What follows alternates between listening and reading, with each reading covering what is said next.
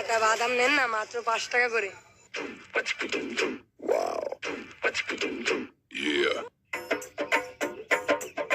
বাদাম লাগবে না। আল্লাহ কত গরিব মানুষকে বানাইছেন।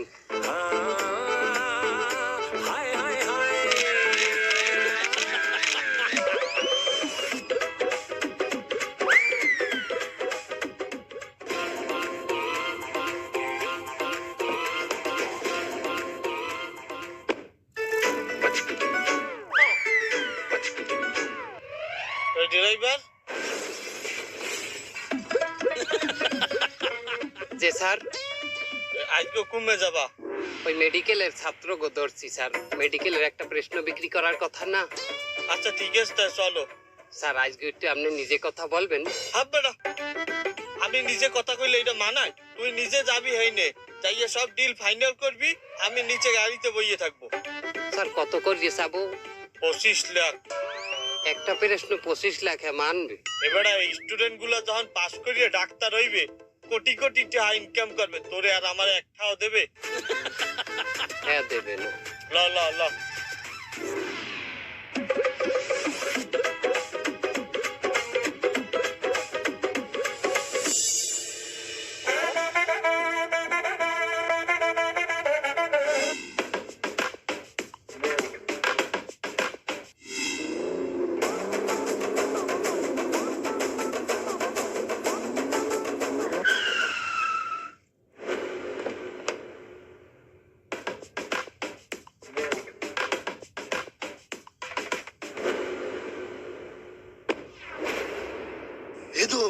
দেখ ওই বাপের হাতে ড্রাইভারি আরো কোটি টাকা গাড়ি চালায়। আমার মনে হয় এর মধ্যে কিছু একটা আসল, বাপে মনে হয় কিছু একটা হবে।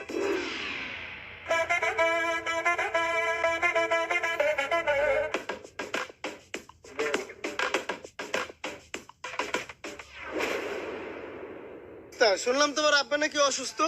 হ্যাঁ বস, আমার আব্বা তো অসুস্থ। তার ওই 500 টাকা রাখো। ভাই আর 500 টাকা দিলে ভালো হতো, আমি নিজেই তো অসুস্থ ভাই। তাই নাকি? আচ্ছা ঠিক আছে, নাও তুমি 500 আরো রাখো। ওটা কিন্তু আমার আব্বারে দেবা, মনে আছে? নাও আরো 500 রাখো। এ বেটা দেখ, সমানে তেজপাতার না টাকা উড়াইতে আছে। তুই দেখছো যারে ভাই হেরাই টাকা দেয়। চল আমাকে কেলাবের লেগে কোনো দান্দাবানি করা যায় কিনা হেয়ে দেখ। ভালো কথা কইছো।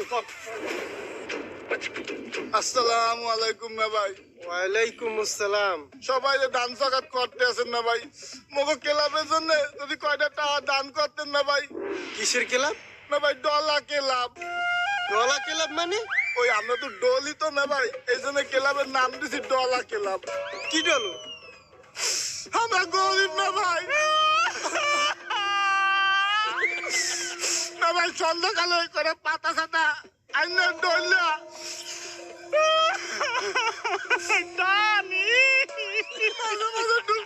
খাই না ভাই, কষ্ট বলার জন্য।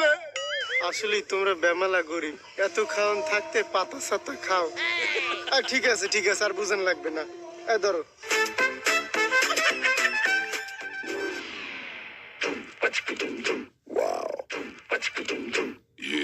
প্রশ্ন কয় সেট লাগবে? 10 সেট। এক সেট প্রশ্নের জন্য 50 লাখ টাকা করে লাগবে।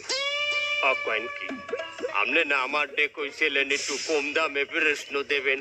ও বাবা, আমার যে ছাত্র ছাত্রী আছে হেরা একটু গরিব। গরিব না? এরা কত দিতে পারবে? এরা বড় জোর একজনে 20 লাখ করিয়ে দিতে পারবে। 20 লাখ টাকা যে দিতে পারবে হে গরিব হয়? আপনার কথাও থাউক, আমার কথাও থাউক, আপনি 30 লাখ নেন। ঠিক আছে, ওকে। এনে করলে আমার হাতে কিছুই থাকে না, আমি কিছুই রাহি নাই। আমি আমার বসে সে 25 লাখ টাকা বলছে যে 25 লাখে সে রাজি হয় নাই, সে 30 লাখে কি রাজি হইবে? নাও হইতে পারে না, আমার গায়ে বই দিব। প্রশ্নটা আপনি অরিজিনালটাই দেবেন তো? এখানে আমি প্রশ্ন বিক্রি করতে আসছি, আমার ইমান বিক্রি করতে আসি নাই। আমি হজ করতে আসছি সৌদি আরব থেকে। আমি মিথ্যা কথা বলবো? আমার লেবাসে কি মনে হয় আমি মিথ্যাবাদী? তো এটা ব্যাংকে পাঠাই দিয়ে প্রশ্নটা আগে দেবেন না? নামাজ কালাম পড়েন, ইমান আছে? হ্যাঁ, আপনার বিশ্বাস করবো? আগে আমার নাহান ইমান আনেন, আমার নাহান আল্লাহর রাস্তায় চলেন। না না ঠিক আছে, আপনার আমি ব্যাংকে পাঠাই দেবো টাকা। ঠিক আছে।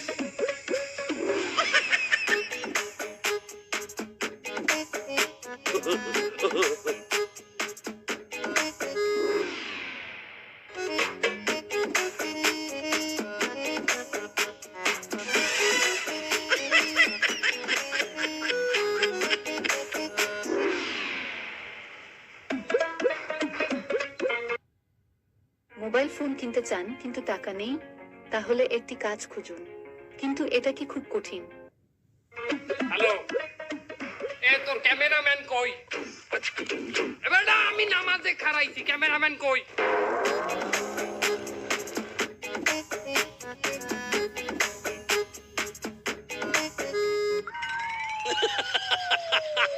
আব্বা চলে আইছি আব্বা। আমি যে কালে নামাজে হাত পানবো এই কালে একটা ছবি তুলবা, যাহাতে মনে হয় যে সারা দেশের মানুষ আড়াচলা করে কিন্তু এই জবেদ আলী একলাই ইবাদত করে। আমি যে কাল রুকুতে যাবো ছবি তুলবা, আমি সেজদায় যাবো ছবি তুলবা, আমি মোনাজাত ধরমু ছবি তুলবা, ঠিক আছে? আঙ্কেল, নামাজের ছবি তুললে আপনার লাভটা কি? এ তুই কারে আনছো? এ বেটা তুই এত প্রশ্ন করো কি লিখিয়া? আপনি যেটা কই হেইগে হন, কয়দিন পরে নির্বাচনে খারাইবে, চেতাস না।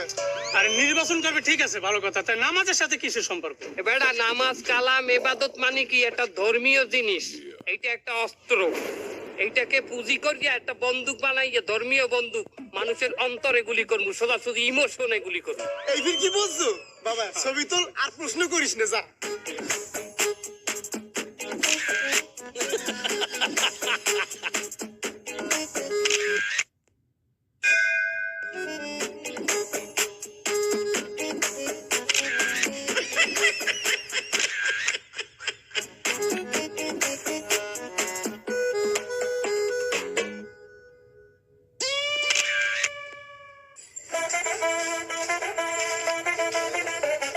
আমার আব্বা একজন আল্লাহওয়ালা মানুষ।